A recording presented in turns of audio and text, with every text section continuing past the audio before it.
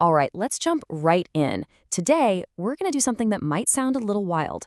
We're going to connect a 2,500-year-old book on military strategy, Sun Tzu's Art of War, to something incredibly modern and personal, the silent treatment.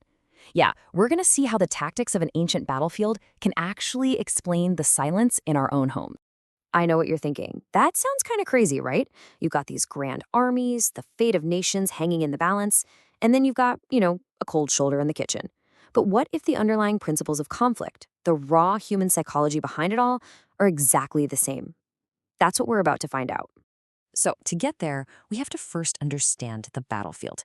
And I don't mean some grassy field with soldiers and flags. Nope. The real terrain of any conflict, big or small, is the human mind. And here's the thing that's just mind-blowing about this text. The strategies it lays out are still being used today by everyone from military commanders to, believe it or not, corporate executives. So this is our core idea for today. These ancient strategies for war can give us a super powerful lens to understand the conflicts we have with each other every single day. Okay, so let's dive into the first big principle from the text. When Sun Tzu talked about victory, what do you think he considered the absolute highest form of skill? The ultimate flex for a general? Well, the answer might actually surprise you. There it is. The greatest skill isn't to just crush your enemy in some massive, bloody battle. It's to get what you want without ever having to fight at all. It's about making the conflict totally unnecessary, to neutralize your opponent before a single punch is thrown. This is the absolute peak of strategic thinking. And boom, this is where the connection just clicks into place. Look at this. On the left, you have that ancient ideal. And on the right, the modern tactic. The silent treatment is, in a way, a really twisted attempt to achieve this fightless victory. It's about trying to gain control and subdue someone, but without any open confrontation. It is, for all intents and purposes, a non-physical siege. So that idea of a siege, let's stick with that, because it takes us right into the psychological core of this whole thing.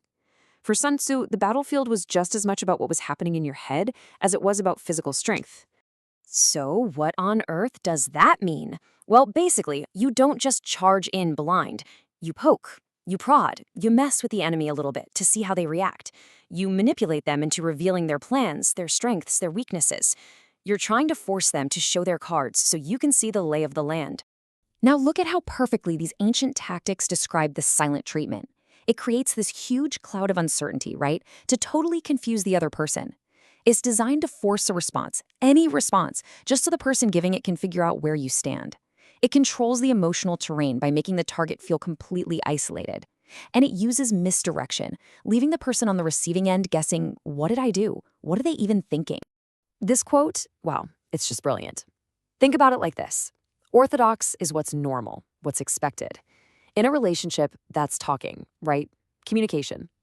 Unorthodox is the unexpected. The silent treatment flips this on its head. It takes away the normal, expected thing, communication, and plunges the other person into a state of total confusion and self-doubt. The whole point is to keep them completely off balance. But, and this is a really, really big but, the ancient strategists were also incredibly clear about the dangers of conflict, especially when it drags on and on. They knew there was a true and often devastating cost to it all. So get this, the main point here is that even if you think you're winning a long war, you're actually losing. In a drawn-out conflict, the leadership gets arrogant and the people, the very foundation of the nation, get exhausted and weak. The result is total ruin. The parallel to a relationship just getting worn down and destroyed by constant silent battles is, well, it's pretty stark. This right here is one of the most powerful lines in the entire book. Sun Tzu is giving us a massive warning. Some damage is permanent. You can get over being angry, but a relationship, just like a nation, can be destroyed in a way that can never, ever be fully rebuilt. The trust, the safety, the connection, once they're gone, you can't just bring them back to life. And that leads us to the ultimate wisdom of the art of war. The real goal isn't destruction, it's preservation. The whole point of being a brilliant strategist is to keep the nation, the army, the relationship whole and intact. A victory that destroys the very thing you were fighting for isn't a victory at all. So what do we do with all this? The point here is not to become a better manipulator, right? No way. It's about using this ancient wisdom to become a much wiser navigator of our modern personal conflicts. So how do we actually apply this? Well, it kind of boils down to these three key steps. First, know yourself and know the other person. Really know them. That understanding is the foundation for any kind of real resolution.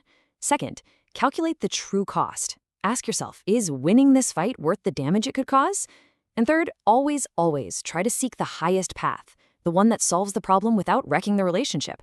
That's the real art of winning without fighting. And that's really what it all comes down to. The master strategist, the wise warrior, isn't the one who wins every single fight. It's the one who knows when not to fight at all. So if we take that ancient lesson and bring it into our lives today, the question for all of us is this: how will you choose your battles? Thanks for joining me.